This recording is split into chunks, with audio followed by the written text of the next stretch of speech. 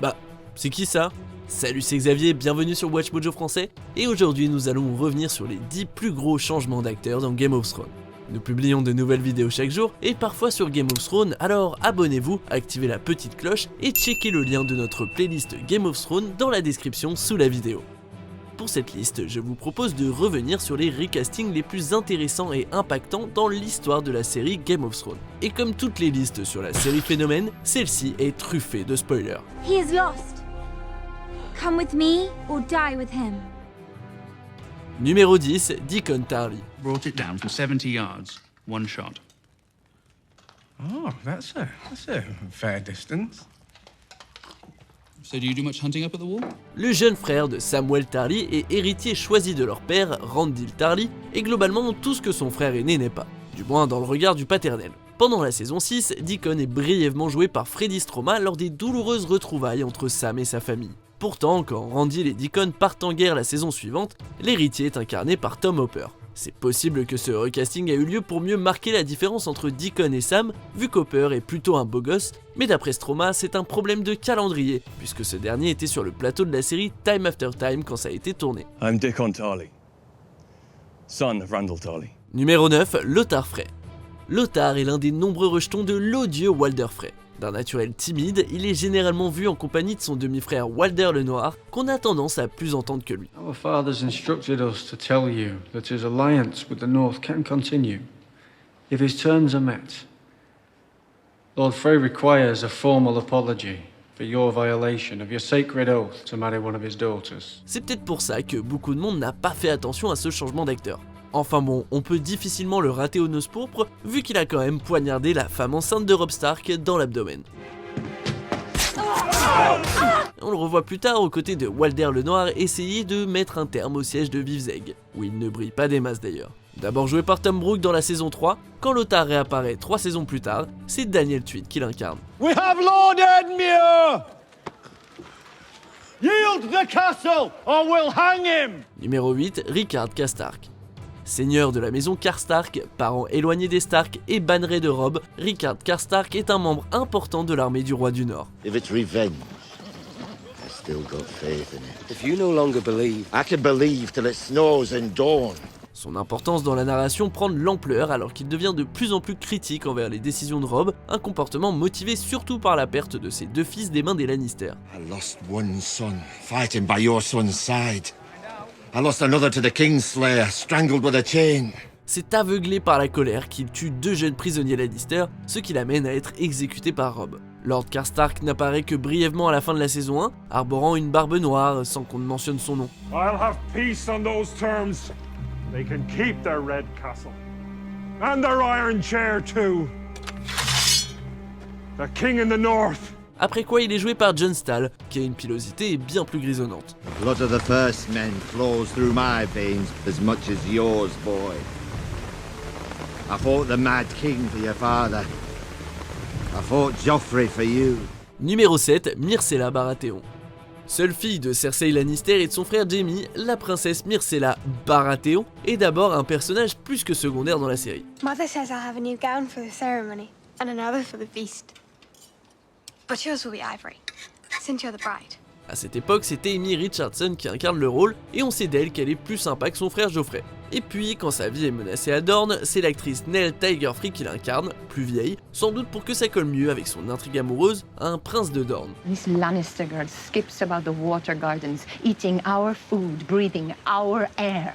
Amy Richardson l'a bien pris, allant même jusqu'à poster une vidéo d'elle tenant une pancarte qui disait « Recherche job de princesse ». I know. About you and Mother. I think a part of me always knew. And I'm glad.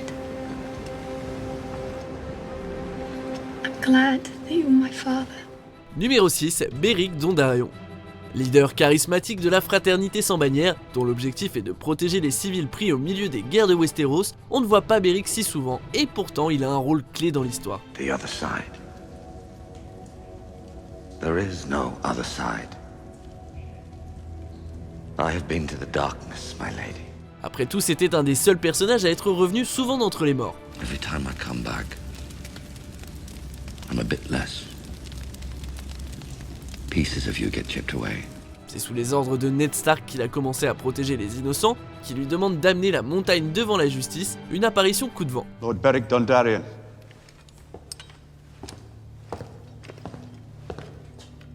You shall have the command. Assemble 100 men and ride to Sir Gregor's Keep. As you command. Richard Dormer l'incarnait depuis son retour dans la saison 3, ce qui doit se justifier sûrement par la présence que Dormer donne au personnage. You and I won't find much joy while we're here. But we can keep others alive. We can defend those who can't defend themselves. Numéro 5, le Roi de la Nuit. Le Roi de la Nuit semble être la plus grande menace de Westeros, lui, le chef des marcheurs blancs, à la tête d'une armée de créatures de glace et de morts-vivants avec laquelle il cherche à conquérir le continent. Vu le peu de temps à l'écran et de maquillage pendant une grande partie de la série, vous pouvez être tout excusé si vous n'aviez pas remarqué ce recasting. Mais quand même, l'acteur initial, Richard Brake, a un visage relativement plus fin.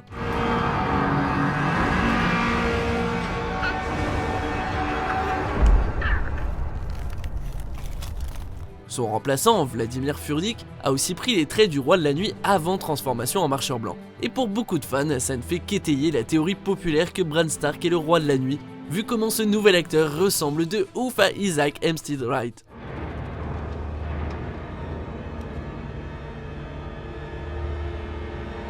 Numéro 4, la corneille à 3 yeux. Vervoyant d'au moins 1000 ans, vivant sous un arbre, la corneille à 3 yeux est le mentor de Bran Stark. But before you leave, you must learn. Learn what? Everything. Après lui être apparu en rêve, ce très vieux personnage finit par être présent en chair et en os au-delà du mur. I've been many things. Now, I am what you see.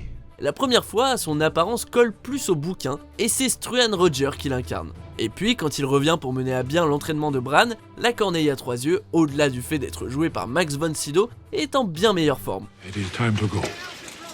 Please, a little longer. Ah, c'est pas bien grave d'être moins fidèle au livre, surtout quand on a quelqu'un du calibre de von Sydow. The time has come. Leave me.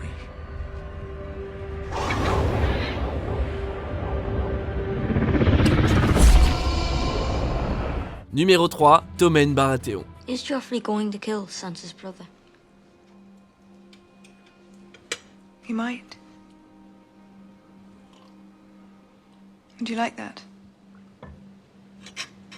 No, I don't think so.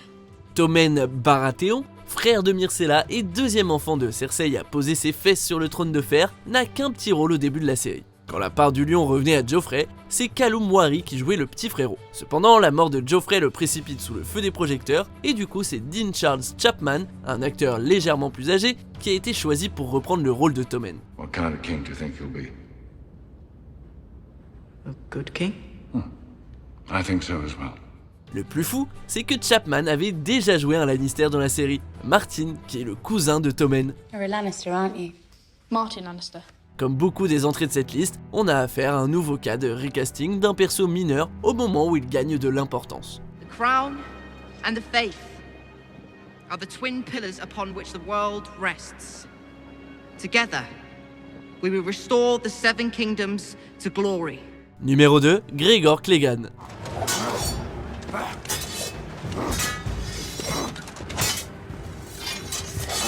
Connu à travers les 7 couronnes pour sa force et sa brutalité, le grand frère de Sandor Clegane, aka le limier, a surtout le rôle de bras musclé des Lannister, en particulier de Cersei.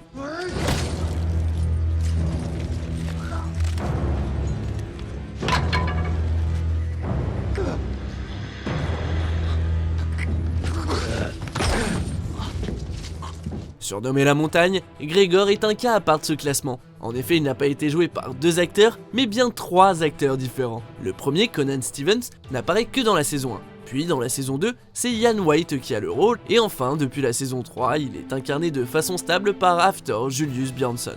Have they told you who I am? Some dead man. Un changement bienvenu pour le coup, ils ont eu raison de persévérer puisque Gregor est finalement joué par l'acteur parfait, littéralement l'un des hommes les plus forts du monde. Who am I fighting? Does it matter? Numéro 1, Daario Naharis. Allow me to present the captains of the Second Sons. Miro Bravos. Rendal Nagazan. And, Dario Naharis. Chef des Puinés, une bande de mercenaires, Dario Naharis est un combattant habile et charismatique qui s'attache vite à Daenerys Targaryen et se joint à elle, devenant in fine l'un de ses hommes de confiance. The city is yours, my queen. C'est clairement le recasting le plus ahurissant, parce qu'il est d'abord joué par l'une des stars de Deadpool, Ed Skrein, type BG ténébreux, et la saison d'après, c'est Mitchell Huisman, cheveux courts et barbus, qui fait une entrée fracassante en incarnant Dario.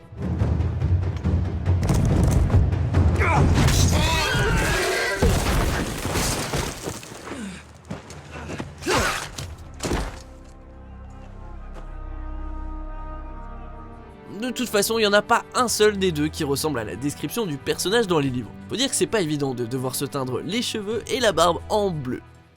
I love you. And I make you happy. You know I do. Bring me with you. Let me fight for you. Êtes-vous d'accord avec notre sélection? Regardez ces autres super vidéos sur Game of Thrones et n'oubliez pas de vous abonner pour être au courant des nouveautés.